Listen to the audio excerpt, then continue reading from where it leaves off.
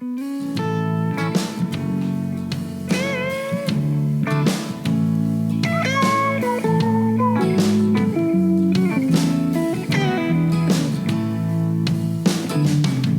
these Biloxi blues, it happens every night. And I ain't ever met a riverboat dealer that could ever be a friend of mine. I have not. Summer heat never treats me kind, it leaves trouble on my mind. So I'm bidding farewell, putting in my notice, and I'll see you at another time. This highway does not know my name, and I don't care. No, I don't care. Headed my way for another place, and I got 3 good tires and a spare. Right to the hook. Just a white line gypsy getting out of Mississippi with just enough gas to get there. Low budget live, not so live, and welcome to the LBL Bar and Grill, you bunch of low-lifers. And if you're new to this program, low-lifer and low-lifers are what the fine listeners of this program call themselves. This is the podcast for March the 29th. So welcome if you are a new low-lifer. Welcome if you are an old low-lifer. This is the LBL Bar and Grill. This is Low Budget Live. Sometimes we do it live. We do it not so live way more times these days. So welcome aboard. This has been an insane week. I feel like we say that too much on Low Budget Live, but that is the truth. This week has been crazy. We had a lot going on. For starters, Lake Teresa got some fish stocked in there earlier in the week, which was an awesome experience with the fine folks from Southeastern Pond Management. I want to thank those, Luke in particular, Luke Moran, came out and got our foundation started. Going to have a video up on that this week, but those folks are fantastic to work with. And they have a cool deal coming up I want to mention just real quick. A shock boat showdown, basically. They're doing a live event on their Facebook page very soon where they're going to see which team. They have like 4 offices. They're going to go shock lakes that they manage and see who gets the biggest and the most. But like, it's pretty crazy. And it's a really cool idea for a video, and it's going to show what these guys are capable of doing. So go check them out, follow them on social media and all that good jazz. But Southeastern Pond Management kind of definitely pointing us in the right direction. But Lake T, it was honestly, it was kind of an emotional day out there getting it going. You know, of course, the lake's in mom's memory and all that, but it's just cool seeing life in it, fish flicking around out there. We got a fish feeder out there now, and we got copper nose, shell cracker, and some golden shiners. Got some threadfin coming, and of course the bass very, very soon. But the craziest thing of the week, though, was the fact that I had recorded this already because of Smith Lake, the Bassmaster Open. I was supposed to be fishing this week, but unfortunately, because of flooding, I was down there practicing. We get the email. No bueno, can't have it. It's the highest I've ever seen it. I fished Smith a long time, and I've heard guys like Jordan Lee and Jesse Wiggins say the same. I mean, it's really bad. So it's up in people's houses and sections of the lake, and it's nuts. But the area at Smith Lake Dam where the tournament goes out of, inaccessible. You can't get in there. Like, there's 2 and 3 feet of water in the parking lot. Now, by tournament time, if they can get it down, maybe. But, dude, we've had like 7 or 8 inches of rain up here in Tennessee. Like, all that stuff is running in from surrounding areas. They got more rain last night. They got more rain today. Just wasn't a feasible situation. So now we're going to fish a stingy Smith Lake in October, first week of October this year, which, you know, I like fall events. I've been saying I want to fish fall events, so I get to fish 2 now. This fall, we'll see if I can put my money where my mouth is. But that'll be a lot tougher than it probably would have been this week. Lots of stuff floating. I mean, it was dangerous, but the boys and I went down, did some practice and some looking around, and I was liking what I was finding, but we'll just have to wait till October for Smith Lake. So hats off to Bass to making the decision at the right time, because you got 500 people coming in and out from all over the country. If they'd have waited another day or two, the whole place would have been filled up with Open's anglers, and that wouldn't have been a good situation for anybody. So you're stuck with me doing another show. I actually recorded an interview you're going to get to see here in a little bit with Bill Lowen, Rory Herndon from Xpress Boats, and Clay Connor from Xpress Boats. Real cool interview. And we're gonna get to that. We're gonna get to that. But there's a lot going on. But before we get to the lots going on, I got to say a huge thank you to StarTron for bringing you Low Budget Live for going on 3 years now. Kicking ethanol in the teeth. And don't just take my word for it, low-lifers. Read the shirt. Look at this. Kick ethanol in the teeth with StarTron. Look at this. Shake it. Look. These just showed up at my house. Will be available soon. How cool is that, folks at StarTron making an LBL shirt, shaking the StarTron bottle, kicking ethanol in the teeth. But want to thank those guys over there for not only the shirts, but always supporting LBL and kicking ethanol in the teeth in your weed eater, in your chainsaw, but most importantly, in your bass boat with that outboard engine, because nothing ruins a great day on the water like an outboard engine that won't run. So get you some StarTron. Sims Fishing Products. Fine folks at Sims making great rainwear. Get you layered up, get you solar flare. If you've got bipolar weather, like we do in Tennessee right now, where it rains for 4 hours and it's cold, and then the rain stops and the wind quits blowing and the sun comes out and it's 78 degrees, you need some Sims. You can wear the shorts and the solar flex under the Pro Dry rain suit. You see what I did right there? Got it all in there. But I am wearing a lot of the gear. I love it. Rain suit's awesome. Lord knows I get to wear it plenty lately. And I am here to remind each and every one of you low-lifers, you get one life. Fish it well. Fish it well. Pro Guide batteries. Can't say enough about them, y'all. I'm running the AGMs. We got some new batteries coming soon. A little special announcement coming very soon. But running the 31 AGMs, I'm blown away. A lot of you have been messaging me about this. Awesome batteries, okay? Fished a tournament with Hudson this weekend on Wheeler. After Smith got canceled, we went down there, and dude, I'm telling you right now, I have ran those things in current. Like I'm just blown away. Really, really impressed by the batteries with my forced trolling motor. Like I can't kill them, and I've tried. I have freaking tried. As a matter of fact, I told you last weekend when we were down at Smith, I didn't charge the things for a couple days, which I wouldn't suggest doing. But really, really loving the Pro Guide. You can use LBL10 at checkout at Pro Guide Batteries to get you some yourself. And last but certainly not least, the banner that won't get hung, because it's a long story. Xpress Boats, the official boat of LBL and Luke Duncan's Traveling Circus, the Xpress X21, and finally got the old Xpress in some rough water, to say the least, on Wheeler Lake, blowing against the current.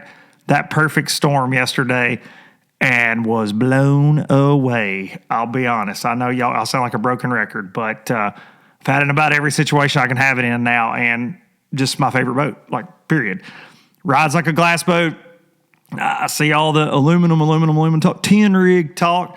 Dude, you take a ride in one, I promise you, you will absolutely be blown away.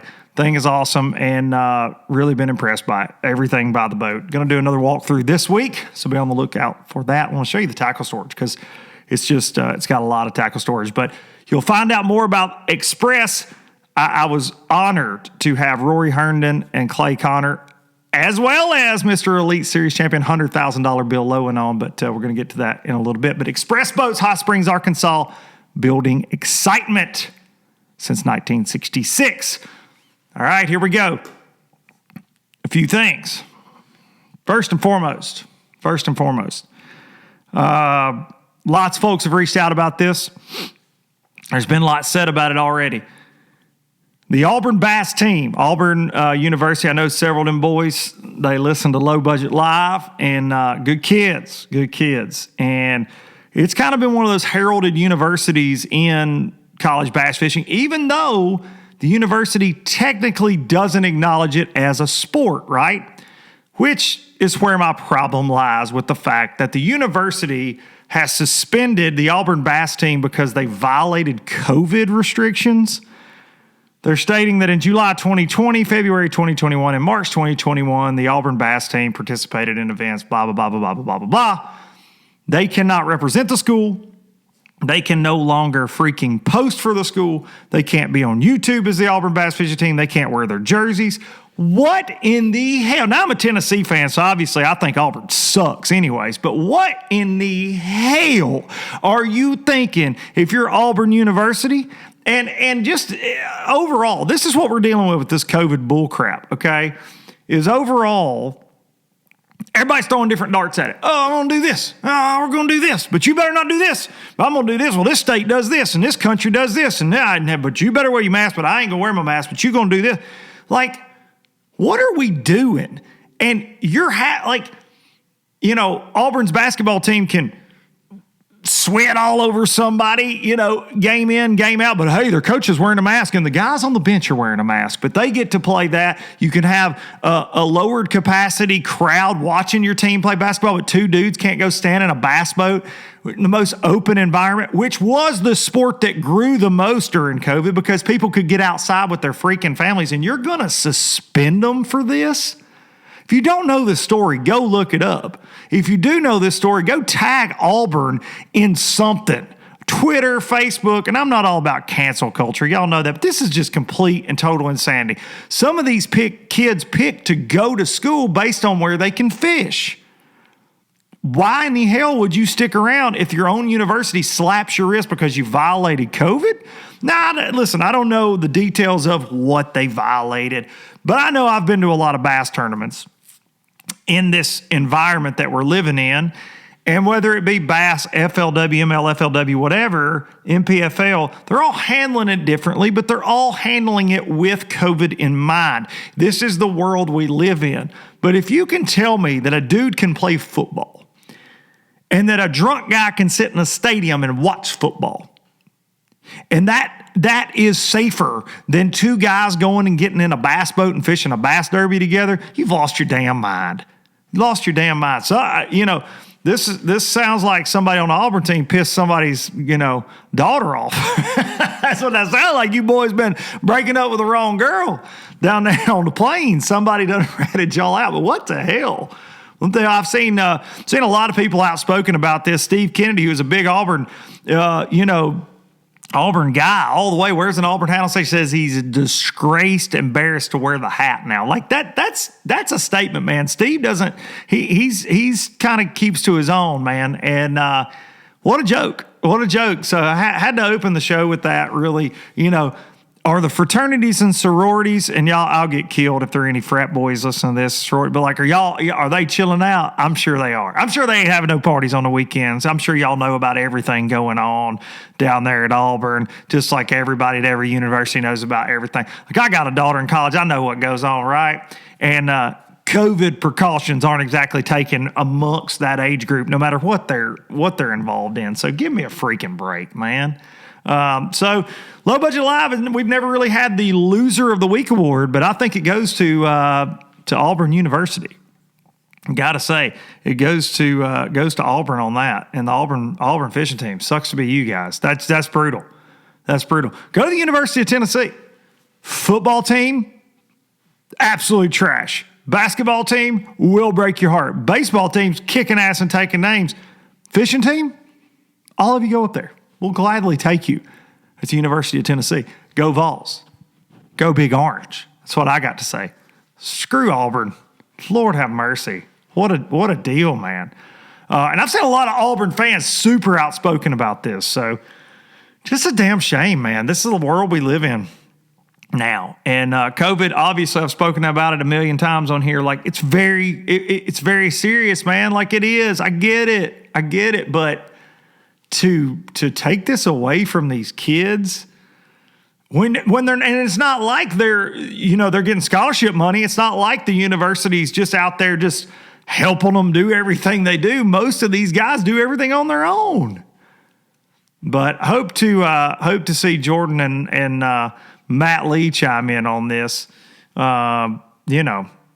Get the word out to their followers, just because this is just bull crap, and whether anything will be changed or not. But like, to tell them they can't be on social media, tell them they can't be on, it's just insane. Hoping to have some of those guys on to talk about it. Don't know if they're allowed to or not.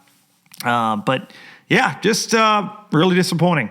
Boo War Eagle. That's what I say to that. Boo War Eagle. All right, moving on. Make some noise about that in the comments, though. That's ridiculous. It's ridiculous. Auburn, just, the Tiger. Nobody wants the Tiger to get COVID. Or the Eagle. They have 2 mascots. Not sure what the deal is with that anyways. 2 mascots. Nobody knows what a war eagle is. First of all, nobody knows what that is. And then you got a tiger. So we're the Tigers, but we're the war eagles. Tigers, but we're the war eagles. And we just canceled bass fishing. War damn eagle. I don't know. Oh, me. Congratulations to Ott Defoe for winning yet another Bass Pro Tour event down at Sam Rayburn. Tough event. It was, I didn't get to watch, but too much going on. But checked out the weights, and it looked miserable, to be honest. But the Otter wins again. He seems to have figured out that format fairly well. The same dude seemed to figure it out all the time, though. That's what's crazy about it. But word on the street coming out of that event is there was a call with some of the anglers and some not so happy campers at the first event of BPT, paying all them entry fees. And I'd say you're going to see some changes. I think you're going to have to see some changes if at the end of year 3 there are going to be 80 anglers return to the Bass Pro Tour. That's the word on the street. And I'd say there's some changes coming with weight minimums and all kind of stuff from what I'm hearing out there.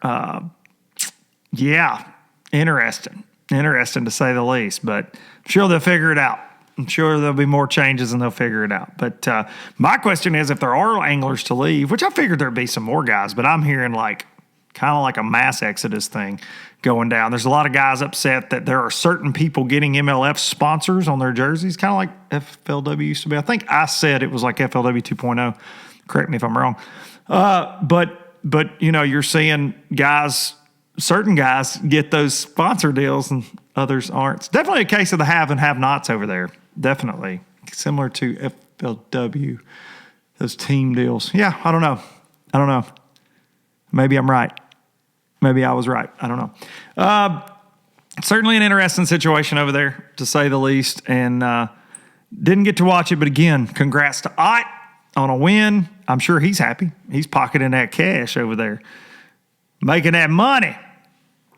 Speaking of guys making money, and Ott has made money doing this. Aluminum boats are ruling pro fishing. Other than Ott, he didn't win in one, but he has won in one multiple times. The last 4 leading up to BPT, the last 4 major events have been won by guys in aluminum boats. Gussie, John Cox, John Sokup, and the latest, Mr. Billy Lowen. And we're seeing a shift. I get messages from y'all all the time about freaking aluminum boats, and everybody's into that idea, man. People are tired of paying, a lot of money for bass boats. Some people can't, obviously. And it's just an awesome alternative, and they just keep getting better. And the people that started the trend, in my opinion, with the high-performance bass boats, have been doing it for a very long time, are the guys from Xpress Boats. I reached out to Bill Lowen about doing an interview last week, trying to get my stuff done before I left to go to Smith Lake. And I got Billy, and as I was talking to him, he said, dude, I'm going to be at Xpress with this trophy. He did a plant tour. It's awesome. You'll hear the whole story. But originally, this LBL was not going to go like this at all. I had another deal recorded, scratched it. So this was recorded a few days ago, but I got to have Bill Lowen on. And just so happens the president of Xpress himself, Rory Herndon, joined us for the interview, and the VP of marketing, Clay Connor, were in on this. And it was just cool. It was cool because he was their first pro staffer. And he drove the damn trophy to him. I kind of get emotional. But because stories like this are cool. It's why we all fish. But to see Bill in this situation, he drove the freaking blue trophy out there to Xpress to see them. Every employee got to see it. He got just to talk to everybody there. It's a really cool story. So, ladies and gentlemen, I want you to listen to this one. We had a great time talking fishing, talking boats, talking family, and it is really special for me. So, without further ado, ladies and gentlemen, Mr. Billy Lowen, Clay Connor, and the man himself, Rory Herndon. live from Not So Live, Hot Springs, Arkansas. Well, as promised, I've got some very, very special guests for this very special LBL. I told y'all I'm leaving for Smith Lake, so I'm recording a couple days early, and these guys have been gracious enough to join me from Xpress Boats. Of course, we got Bill Lowen, Elite Series champion. I bet, does that feel good, Billy? Just being introduced as that now? It's got to feel good, right? It hasn't sunk in yet still, but yeah, it sounds pretty awesome here.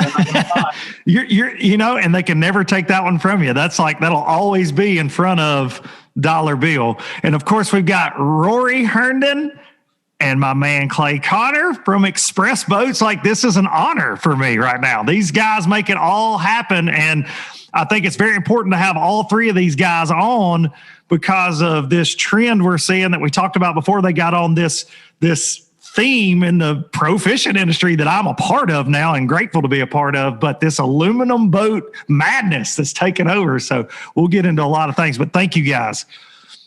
Absolutely. Thank you. Yeah. Well, Billy, I gotta throw it to you first and say, you're not Dollar Bill anymore. You're $100,000 bill, Lowen. Like, Mercer's going to have trouble saying that, I think, but that's Dollar Bill's got to go away now. You know, they brought that check out there and laid it in front of me, and I about all over the place. Yeah. Well, I got to know, man, from these guys, Rory and Clay. Bill was your first official pro staffer, correct? Like that's how this all went down, right? Absolutely, yeah. And so, and Clay, you told me earlier this year, you said we'll have a blue trophy walk through this door. It's going to happen this year. You told me this not long ago, and to see this happen, like, walk me through your emotions, seeing your guy that you've backed, who was your first on the pro trail, walk in with a Bassmaster trophy.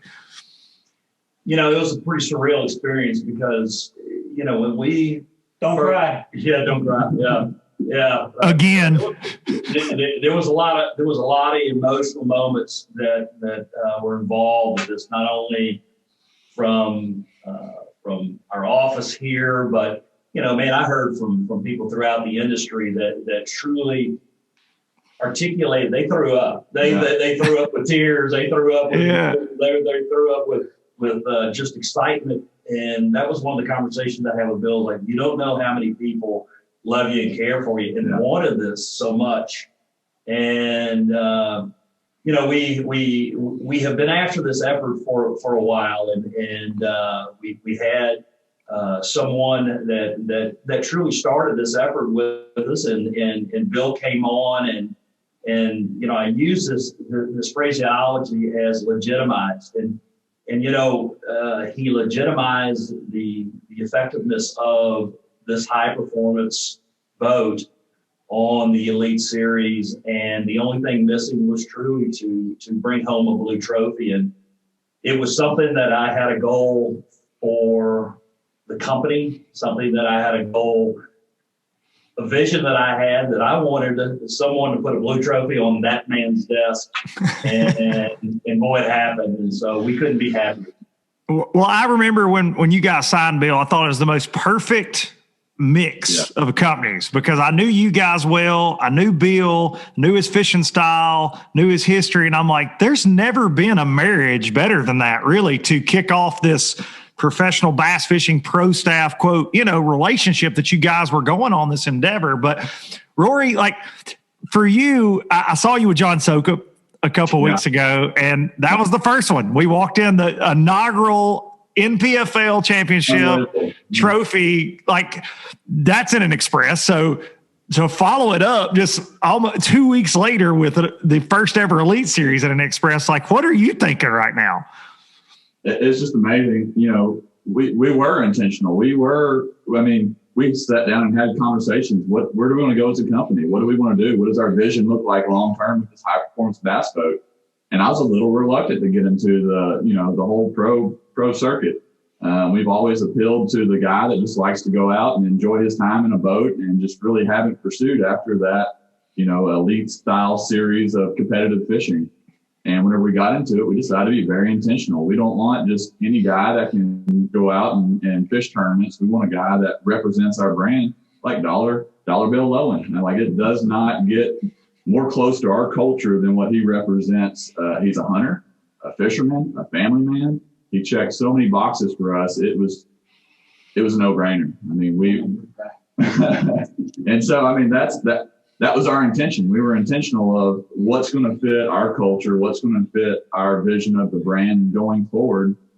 And Bill checked all those boxes. And so just happy we could work out something. And it's emotional around here on fishing days. You know? I know.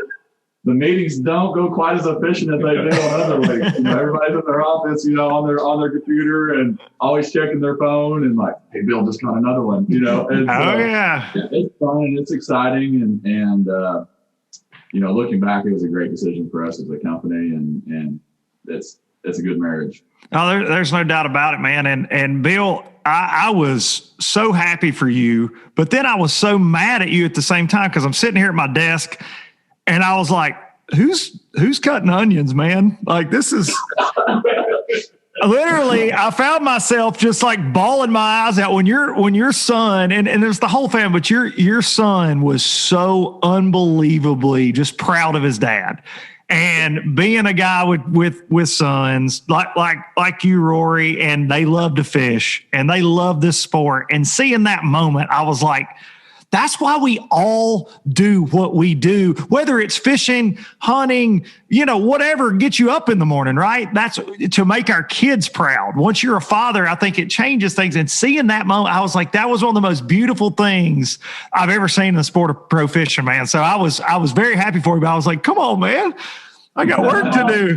Come on, man. It's amazing the impact that their family has on the fishing industry. Absolutely. I mean, the outflow of emotion we had towards us as a company, man, their families made such a big impact in a positive way for the outdoor industry. I think it transcends the fishing industry, but everyone knowing the Scream team and, you know, Dollar Bill's going to go up there and you're going to hear it. Like everyone. Every time. Yeah. Every time I'm going to go, wow. And, you know, all those guys, you know, that are doing behind the scenes stuff, knows his family, knows his kids, have watched them grow up, and the impact they've made on the industry is just, it's priceless. I don't think us as anglers know truly how much it affects them. You know, Jennifer and Nevaeh and Fisher, it's their lifestyle. That's all they know. And funny that Fisher on, you know, Monday night, I got the days all goofed up because of the change, but on Monday night, he says, Dad, have you ever done this good since I've been alive? Yeah. You know what I mean? So I guess it really opened my eyes truly to how much they're paying attention and how much it affects them. It was awesome. Well, and Mercer always says that, you know, the tears come for all the things that people don't see, right? All the sacrifices and all the hours and all the near misses. I mean, you've had top 5 after top 5. You are, when I had you on, I guess this fall, we talked and I was looking up your stats and I knew, right? Like I follow this sport so close and I know Bill Lowen is one of the most consistent guys out there.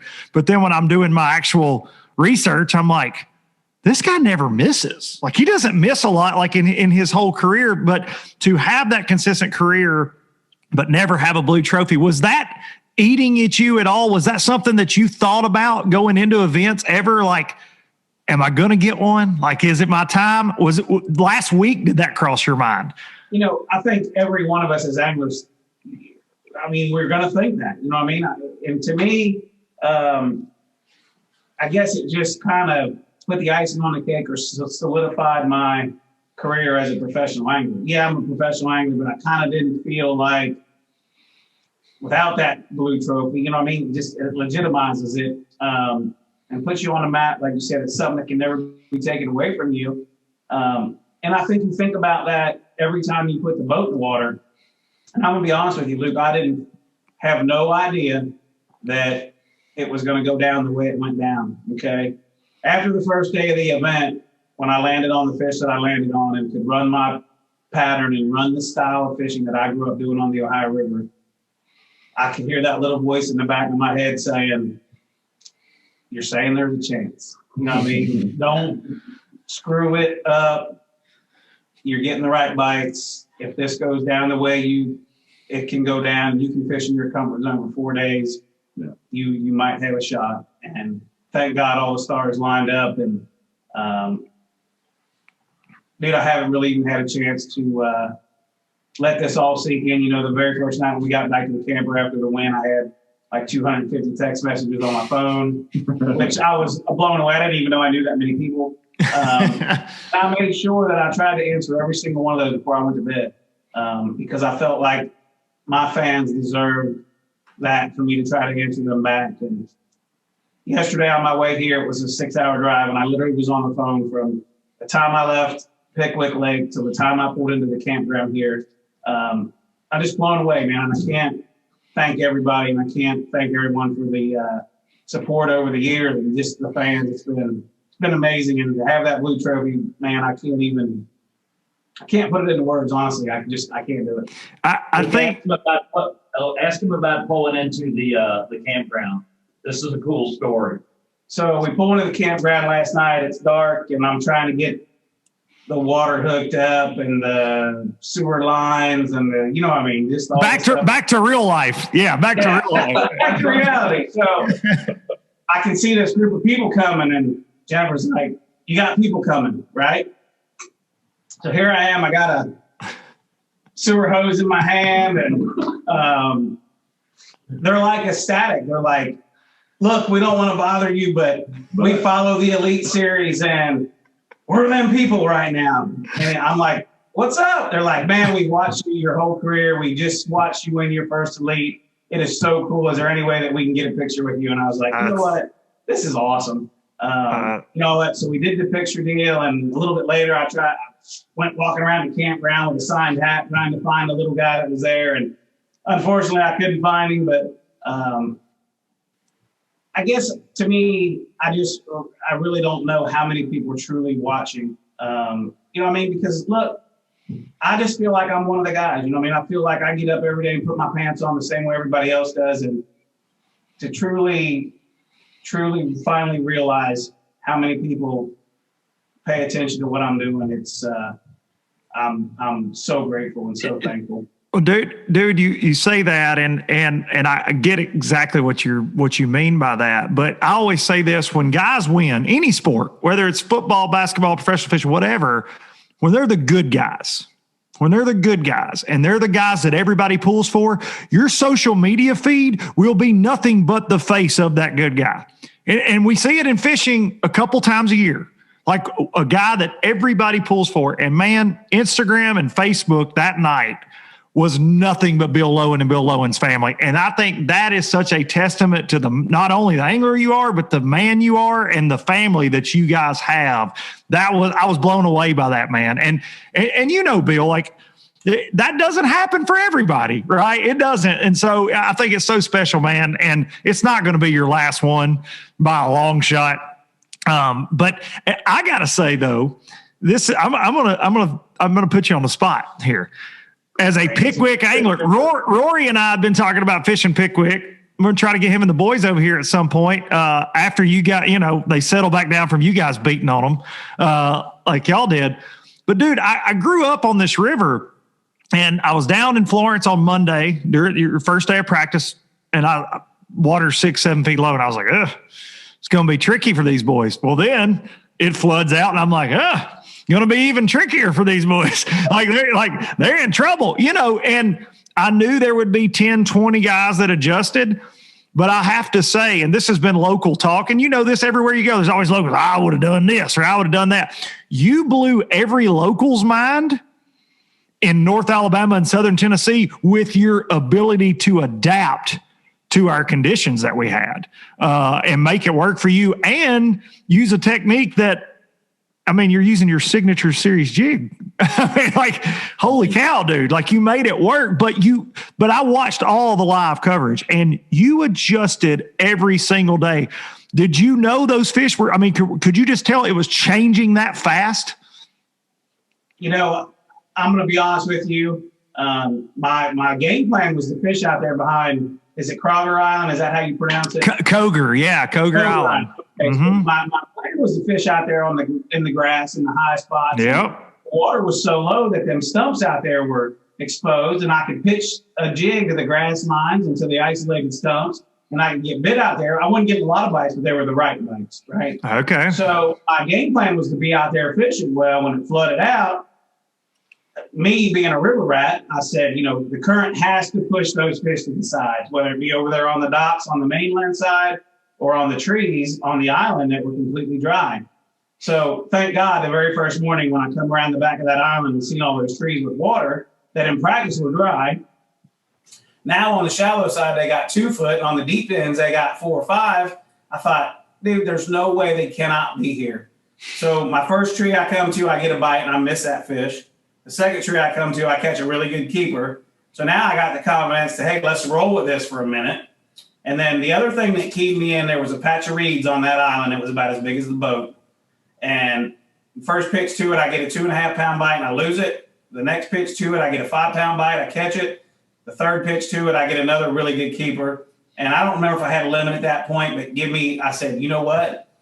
I cannot believe they've already pulled to the reeds. So when I got done fishing that island, I went and ran some pockets that had some reeds in it and was fortunate enough to catch, 2 5-pounders flipping reeds that day and give me 21.5, whatever I had. So the next 3 days was basically a repeat of that, except for on the third day, I was just void of those big giant bites because the river was starting to fall. Right. And me, growing up on the Ohio River, knowing what those fish do when the river starts falling, they always go to those areas that hold that little bit deeper water, the docks and bluff swings and things like that. So, and Matt Herron included me in a little bit before the cutoff, because in our deal, we can get help from other anglers that are in the tournament before the cut's made. He said, look, dude, if your stuff goes south, I've caught some fish on the bluffs. They've already transitioned to that. Well, I'd had some fish I caught in practice on the bluffs, and I literally had fished those fish, tried them for 3 days, and never had a bite on them. So the fourth day, I made that adjustment, ran to them, caught 2 key fish immediately, which gave me the confidence to settle down and just fish. And there was 2 bluffs, and there was 4 to 5 docks in between them. So I was going to go from this bluff to this bluff. I said, hell, we're here. We might as well fish the docks in between. I catch my 4th keeper off of the 1 dock, and then I catch an 8.5, dude. I mean, an 8.5 really, come on. And then I go on to the next bluff, and I catch a couple more keepers, and it was just like, I never truly thought I had an opportunity to win. I thought I needed 1 more 4-pound bite to make it happen. But I think that being raised where I was raised on the Ohio River, fishing in those conditions my whole life, I'm talking 40 years or however the hell long I've been fishing, give me the opportunity to be able to make the adjustments on the fly and never get spun out. You know what I mean? They say when it's your time to win, there's nothing you can do wrong. And this week was truly a testament to that statement. Man, it was so impressive. Like I said, from a professional fishing standpoint, but having local knowledge down there, that's where I cut my teeth. And watching you make those calls, I was like, man. A friend of mine that's a guide, he texted me after day 3, and he said, dude, he is literally making every move he needs to make because we know the dam, right? We know what lives there, and it's like, it's changing up there. Those guys aren't adjusting. They're not adjusting. And then you look at Bill and you're making these little key moves. And I'm like, and I didn't think, man, I didn't think they would be able to even scare you on the final day, but Brock Mosley did. Shout out to Brock. He did scare. He scared it. Cause I actually text Clay. We caught the 7, you sandbagger first of all, but you called it a 7. Yeah. I got to call you out on that. It's okay. This is your fault because y'all were putting something in the water up there that are making those fish short and fat. Oh, they're this bigger. Yeah, I know. Now look, first day of the tournament, I kept 15.25-inch bass, right? I dropped him on my scale and he weighs 3 pounds. Okay. So unreal. Scale's broke. There's no way, right? But he's like this big and this tall. Yep. And I got 4 of those fish in my bag, but in my mind, I'm thinking they're 2.5 pounders. You know right. Yeah. If it was an 8-pounder, I got 18 pounds. I'm going to freaking lose by 2 ounces, right? So it's all your all's fault for whatever you're putting in the water. Well, it's your fault for giving everybody at Xpress Boats and everybody keeping up with it a heart attack. Because dude, I'm going back and looking at the footage. I'm going, yeah, I think it's more than 7. He's got it. I think it's more than 7. He's got it. I'm texting Clay. He's like, it's not over yet. I'm like, I think he's got it, man. And like, we're going back and forth. So when you brought that, when you pulled it out of the bag, I'm like, all right, yeah, I think that's the one. Well, dude, Bill, are you surprised? And you and I have had a lot of conversations about the boat, about Xpress. Before I made the change, I leaned on you like, all right, tell me about this thing. I've talked to you about it. Well, you took me for my first test ride ever about 4 years ago at the dealer meeting. You drove me around in an X21, and we talked out there on the water about everything you loved about the boat, and it's all, came true. Like I love everything about my boat. But are you surprised at this 4 major tournaments, 4 weeks in a row, all won out of an aluminum boat? Like, how crazy is this trend right now? I know the Xpress guys expected it, right? Like they're like, I see Clay's like, oh yeah, we know. But I'm just saying, if I could take my shirt off right now and show you my back where they've been whooping me with a whip to make sure I got some fish, I would, but it probably wouldn't be good for your show. Okay. Well, you never know. We got some weird listeners. I think the trend is truly amazing. And I think that it just opened up everybody's eyes that, because for years and years and years, there was this misconception that an aluminum boat can't perform to this level. A stigma even around so, it. Yeah. But here at Xpress with the high performance aluminum platform we got with the Hyperlift hull, I told you this, and I'll tell everybody this. If you get in that boat and go for a ride and have a blindfold on, you can't tell that you're on a $1,000,000%. There's no way. So to be able to, honestly, we're changing the face of bass fishing or bass boats with what's going on. And I think it's just going to continue to get better and better and better.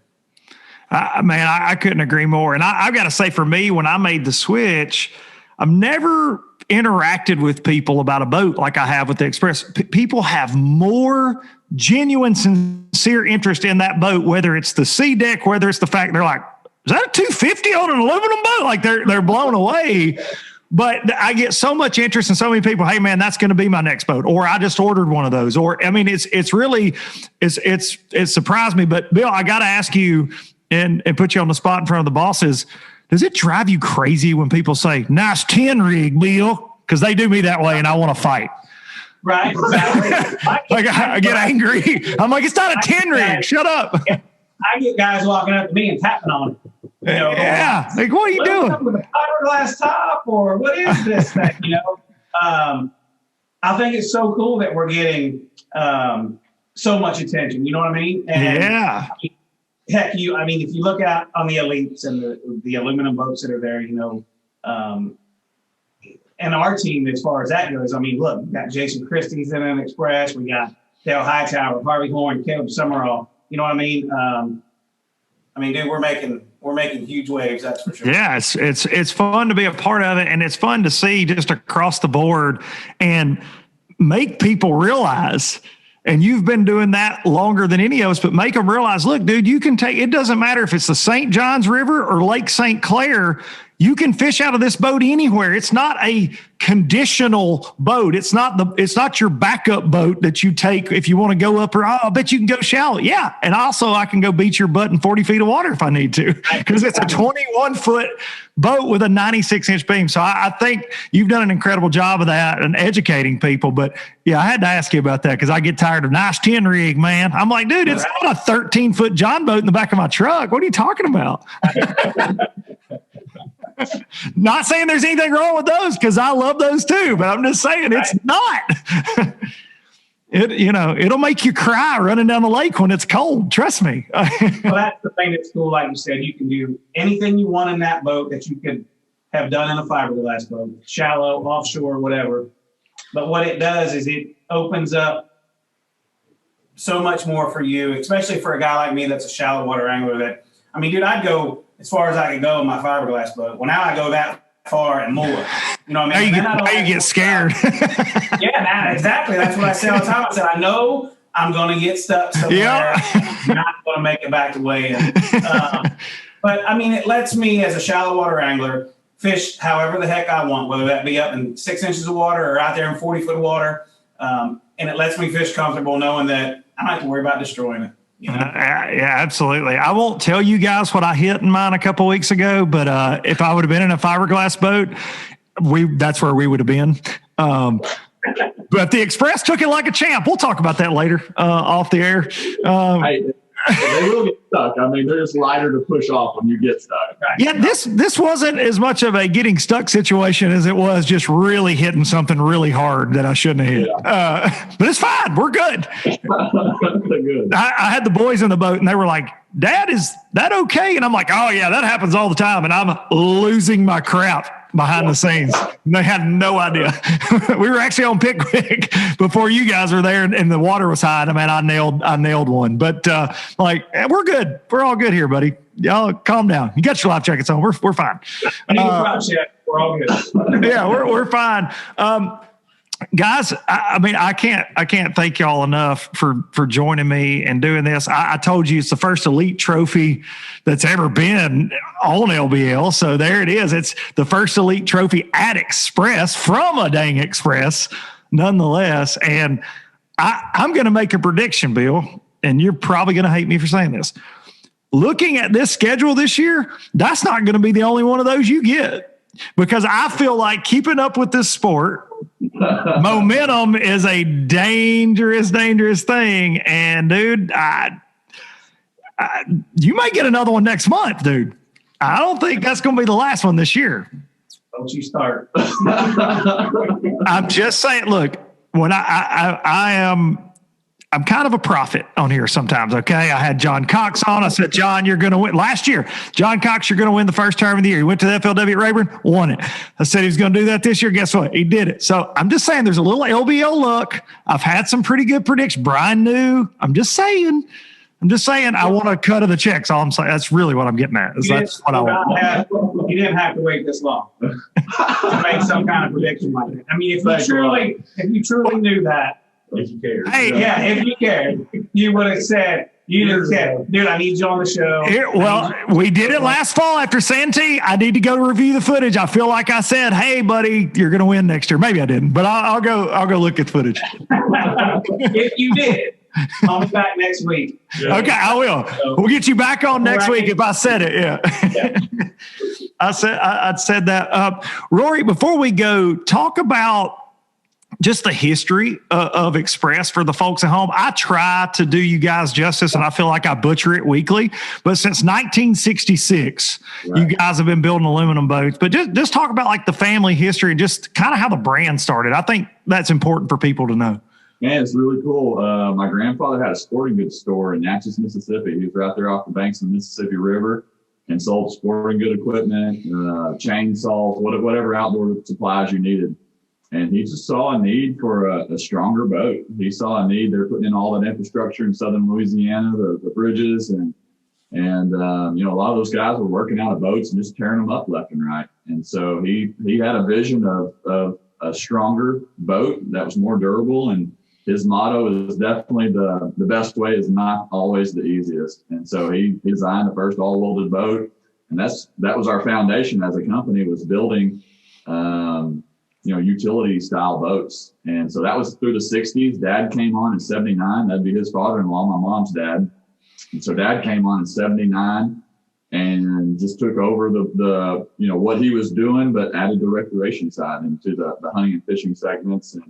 And through all that, they were, lived it, breathed it. Like we'd be sitting around the dinner table in the 80s and like, I bet we could do this to the hull. I bet we could tweak this. That's awesome. Fun growing up in that environment. But whenever they came out with the Hyperlift hull, it really was the catapult that put us on the map in the recreation business, and made an affordable bass boat that you could perform like a high-end, expensive bass boat with lower horsepower.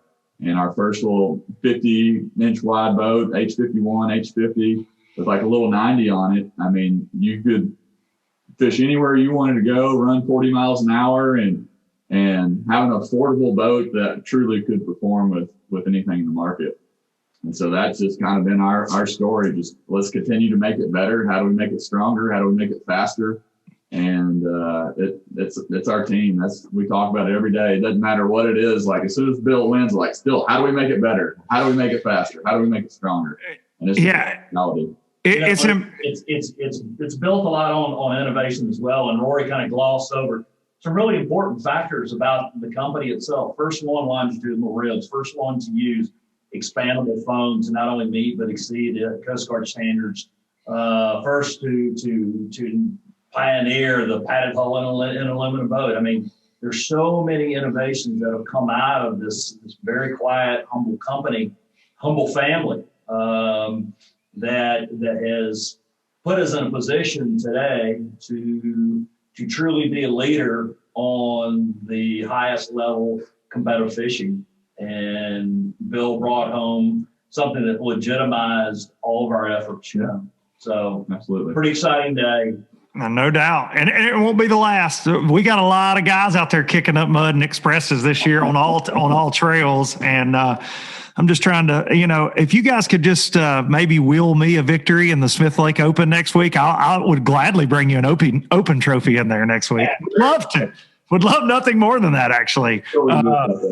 I'm going to get a chance to fish real shallow in it because Smith Lake's basically spilling over the top of the dam right now. So we got plenty of water in North Alabama. Man, I can't thank you guys enough. This has been unbelievable. Clay said he had a surprise for me, and there it was. Rory, a trophy, and Bill Lowen, and Clay himself right there. And Clay, man. Clay, he's the man behind the scenes. All y'all watching this, I've had Clay on before, but you guys just have to understand how hard this man works and how he breathes this brand and putting this to the forefront where guys like Bill are out there on the water winning Elite Series out of Xpress Boats. It's very cool. They make it happen. And one thing I want to add before we leave is I've said this before on the show, but I've never worked with a company that truly cares about what professional fishermen think.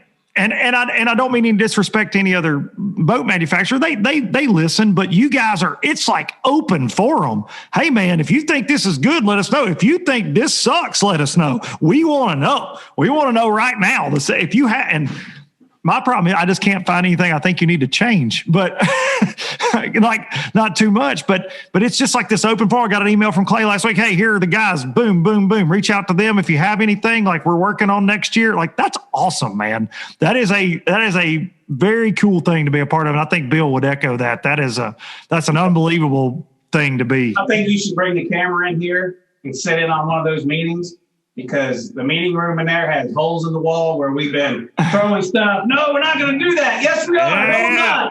No, we're not. So yeah, it's, this is my fourth year running the Xpress, and from when I started to where we are now, it's amazing. And, my very first time ever here meeting with Rory, he made me go out and get my boat and critique his lifelong family boat. You know what I'm saying? Here I am. I'm scared to death. Boys tell me, you're like, it's great. There's nothing wrong with it. I want to know what you don't like. And if you had the opportunity to change anything, what would you do? And I'm like, nothing. My boat handles really well, but no. I don't know what to do with my hands right now. Yeah, exactly. They listened and they've made changes, and dude, I'm so excited for the future of this company to see what is next. I mean, it's going to be amazing to sit and watch and go chase some blue trophies. That's right. Heck yeah, dude. Hey, look, a quick story. Today, Bill, when he pulled in, he got to pull in to the factory with his boat and the trophy on the front. Yeah, man. 80 employees got to surround the boat, and all the craftsmen who built the boat have these conversations with us, get to see the end product with an end customer for us, which is rare around here. We're always in just that middle stage of production and don't get to spend a lot of time with the end user. And for all those people to get their hands on that boat and on the trophy and get to take pictures with Bill Lowen, it was an exciting day around here. That's special, man. Special that you guys put that much into it, and want to make it special for Bill and the employees. Like you said, the people on the front lines, right? They're out there doing. They don't even realize a lot of times if they're not fishermen dude, he takes this thing, like I said, from St. Clair to the St. Johns River through all kind of conditions. They don't realize that a lot of times. So that's awesome, man. It had to be special for everybody. They have no idea. You know what I mean? They're just, maybe to them it's just this is my job. You know what I mean? I'm supposed to see that, whatever. But for me to be able to stand out there on that microphone and truly thank everybody that has something to do with that boat, from the guy that simply puts screws in there, or maybe, the sea deck, or installs the trolling motor, whatever that may be, to be able to personally thank them for what they've done, and, just to thank the whole Xpress family for letting me become part of it. Dude, it's been awesome. That's so cool, man. Luke, what was really cool is that the boat builder that built not only your boat, but also Bill's boat is a female. And, awesome. and she's built every one of Bill's boats, and Bill personally called her out of the crowd. And, you talking about someone that was affirmed, and someone that truly had an extra skip in her step it was such an unbelievably cool moment.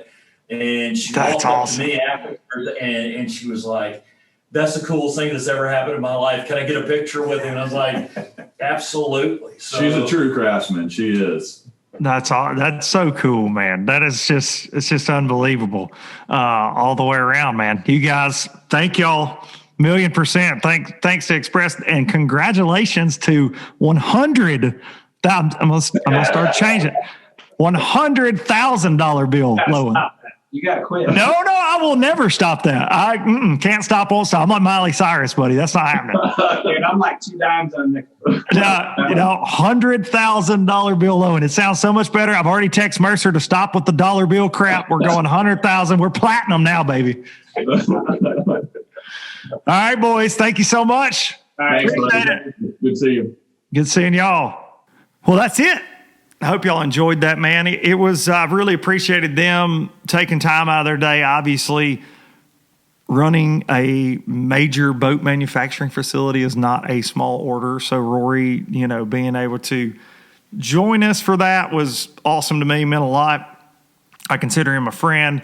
He's a great guy. It's a great family business out there. I say it all the time. They're just really good people. So it was awesome. It's awesome getting to hear their perspective, him and Clay, on what it means to them to have one of their guys grab up a trophy for the first time since they've started sponsoring people. The team continues to grow, and I'm very proud to be a part of that. But I want to say just a huge congratulations to Bill. As I said, he's one of the good guys, one of the great guys. And you don't see as many people giving shout-outs on social media as they did for Bill if you're not one of the good ones. If you're not one of the good ones that everybody pulls for each and every week. So such a cool story. The funniest thing for me, and I forgot to mention this to Bill, was my 10-year-old Ryder was watching Bass Live during that event, and he's like the biggest Bill Lowen fan ever now. And it was cool. He's like, "He's got a boat like you, Dad." And he's like, "Where's Bill?" Like, we were down practicing at Smithy. He goes, "Is Bill going to be in this tournament?" And I got to get Bill to call Ryder and give him a shout out. FaceTime with Ryder D, because Ryder's big Bill Lowen fan now. He likes $100,000 Bill Lowen. But just a very humble dude who is dangerous with the rod and reel. Everybody knew this was coming. It was just a matter of time, and it just lined up for him. Flooded conditions. He knows that well. He talks about his Ohio River experience, but it's just cool. It's cool to see, and it definitely will not be Bill Lowen's last, and it won't be the last blue trophy that walks through those doors there in Hot Springs. That's for damn sure, especially with the team they're assembling on the Elite Series, and pretty freaking awesome, to say the least. But, of course, we recorded that before they camped at Smith Lake, so we talked about Smith there a little bit, but thanks to those guys for doing that. Really meant a lot. And thank y'all for listening. Thank y'all for listening every single week to Low Budget Live. I sincerely appreciate it. There are a lot of you that show up either on YouTube, show up on iTunes, Spotify, what have you, to listen each and every week. And it means a lot to me. I love doing this. It is absolutely something that I am grateful to get to do each and every week. I always have time for it, always make time for it, even in a very, very busy life. And I certainly have one of those. I'm grateful for it, but it gets kind of crazy. Sometimes some of you comment every now and then, "Man, I don't know how you sleep." Well, it's definitely trying at times, but I'm always going to make sure one of these gets done because I enjoy it so much. I feel like we're having a conversation weekly. So thank you. Going to take you out today with a little bit of Biloxi Blues, like I always do. Want to remind you, always hug your mama, hug your daddy. And I will see y'all next week on some LBL. Make sure to check out, I got lots of videos up on the channel right now. Got the lake record video coming up this week. I've got a boat walkthrough video coming out this week. Got some sight fishing fixing to come up at home. I'm going to be doing some sight fishing videos. So get ready. Lots of content coming, and I appreciate each and every one of you. And I will see y'all next time. Spanish moss and Civil War ghosts, well, I'm gonna leave them in the past. Any direction, Lord, I'll be fine. It don't matter east or west. North, south, wherever the wind blows, I'm leaving those burdens at rest. This highway, it does not know my name, and I don't care. No, I don't care. Heading my way for another place, and I got 3 good tires and a spare. Just a white line gypsy getting out of Mississippi with just enough gas to get there.